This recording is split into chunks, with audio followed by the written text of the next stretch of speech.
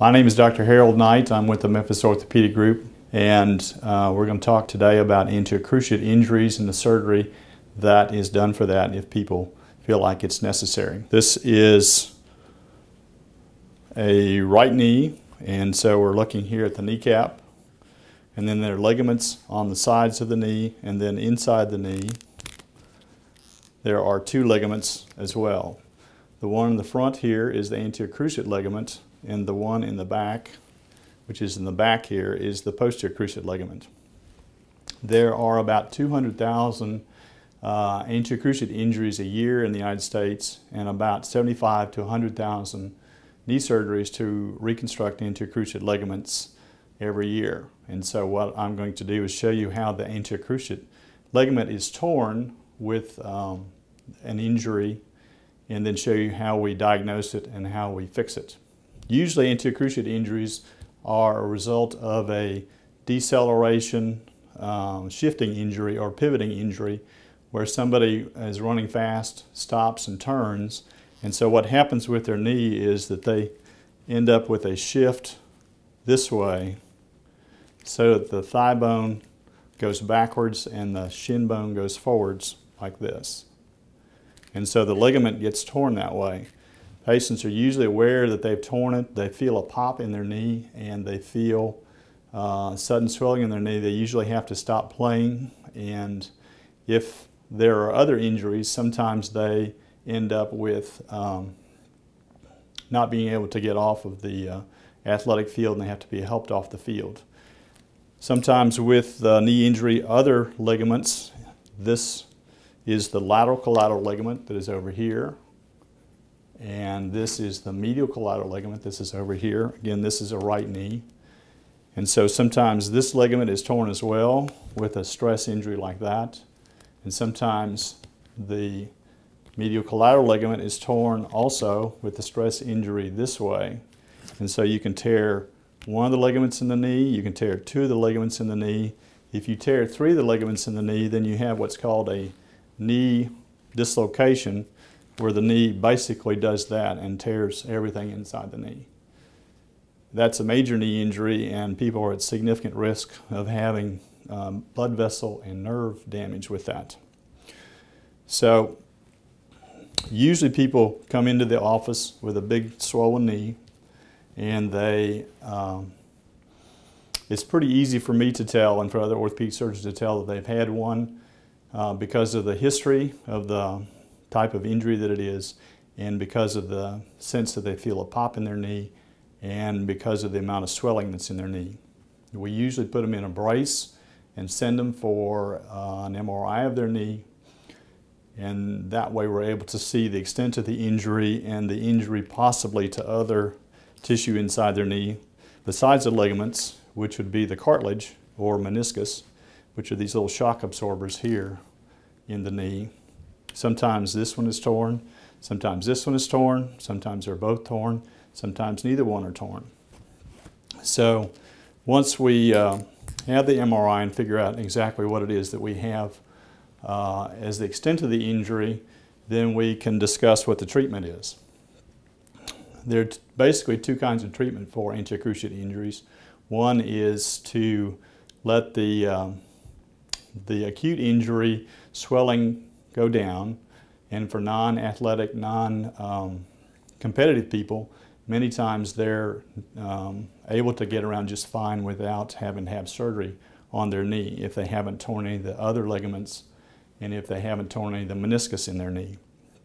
If they're in the athletic population and want to return to sports like soccer, basketball, tennis, any of those sports where they do deceleration, cutting type activities, then surgery becomes a very useful tool for them, so they're able to get back to play again.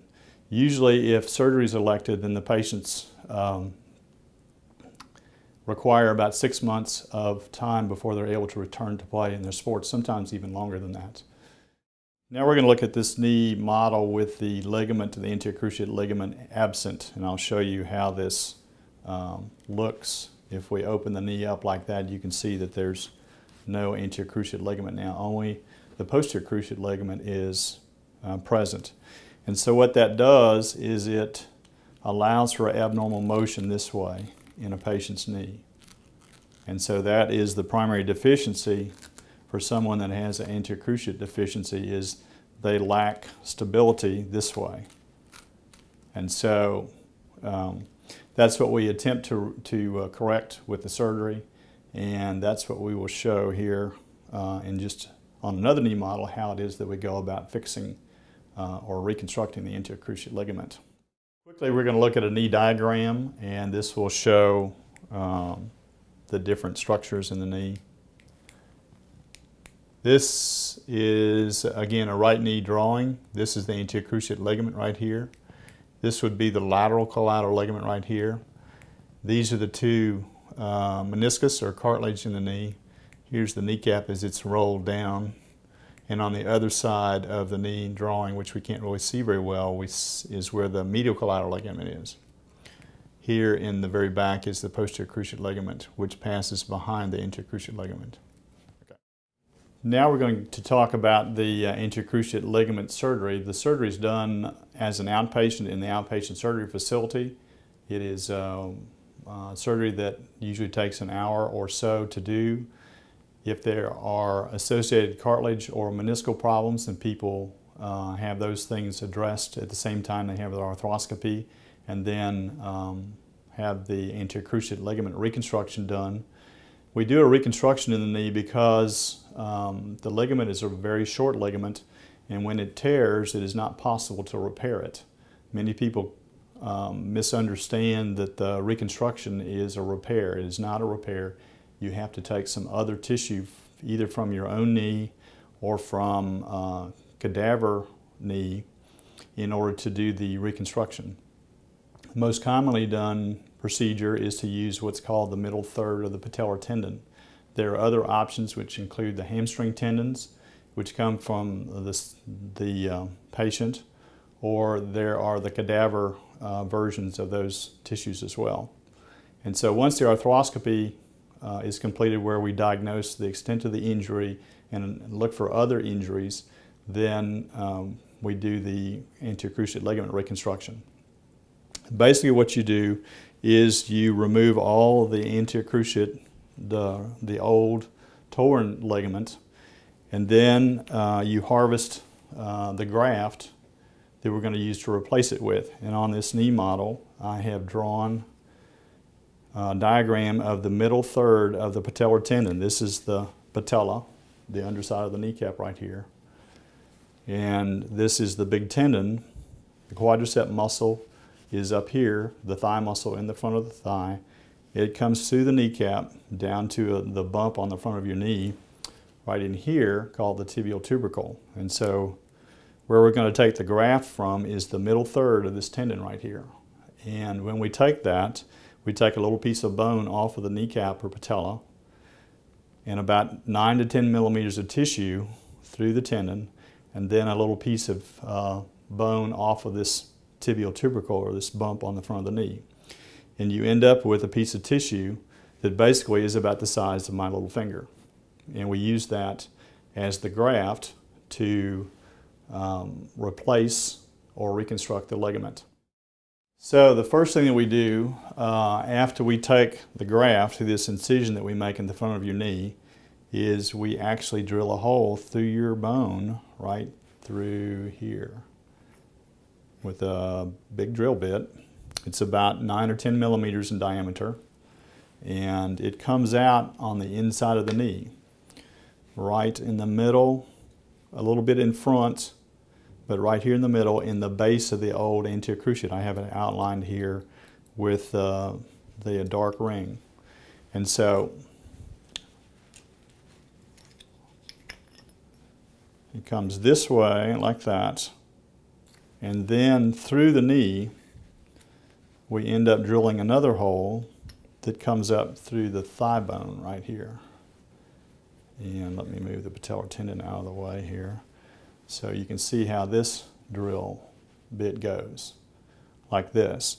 It doesn't necessarily have to come out the upper end here. Sometimes we intentionally drill short. Sometimes you can drill all the way through. It doesn't really make any difference. but for the demonstration on this model, that's what I've done. So I'm going to pull the drill bit out here and show you this little hole here in the distal part of the femur, and it comes out over here on this side.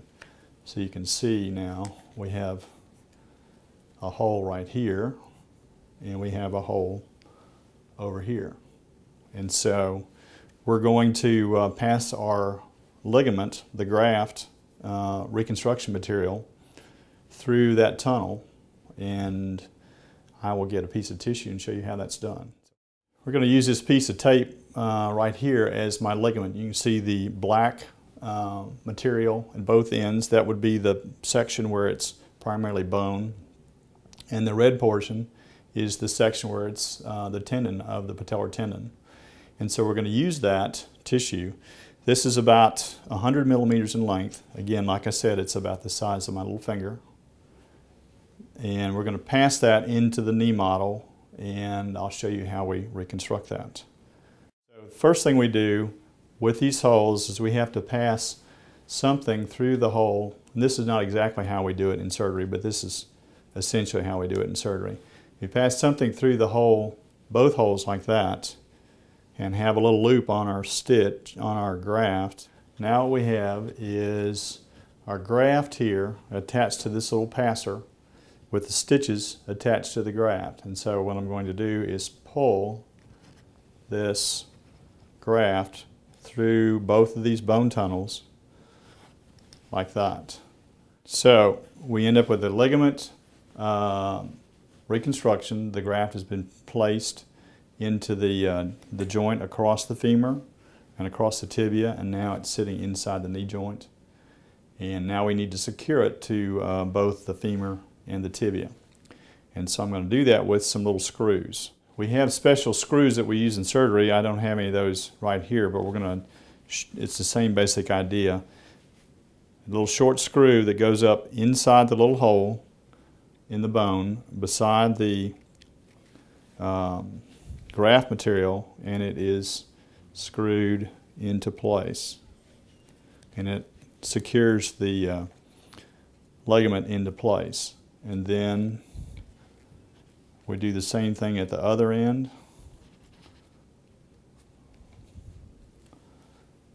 And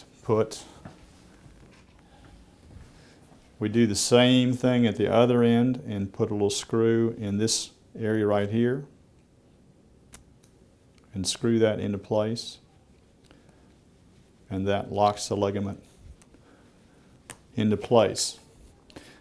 It works because there's bone on the graft and there's bone here, and the screw fixes the bone to the bone, and so it makes it very strong. And so we end up with a new ligament that is secured inside the knee joint, and it prevents this kind of abnormal motion and lets people return to playing sports. Now we'll talk about the post-operative situation for the patients. They leave the surgery center several hours after surgery. They're usually ambulatory on crutches and are able to be up and about. We send them home with some pain medicine and some anti-nausea medicine, and then we start physical therapy relatively quickly, within a few days after their surgery. The physical therapy basically is in three parts. The first part, which takes about a month or so, is for the patients to achieve full range of motion of their knee, both being able to straighten it out completely like this and to bend it completely like this. Once they're able to get their full range of motion over their knee, then we move on to strengthening, and they work on regaining the strength that they've lost both from the injury and from the surgery. And then the third phase of physical therapy is for them to gain agility and endurance. And each of those phases is a month to 6 weeks, and generally we release the patients from our office after about 3 months. And usually it's about 6 to 8 months before they're able to return to playing sports, before they have what they feel like is confidence in their knee to be able to return to play sports. But they're able to be up and around without their crutches pretty quickly. Usually within 2 weeks or so, they're completely off of crutches.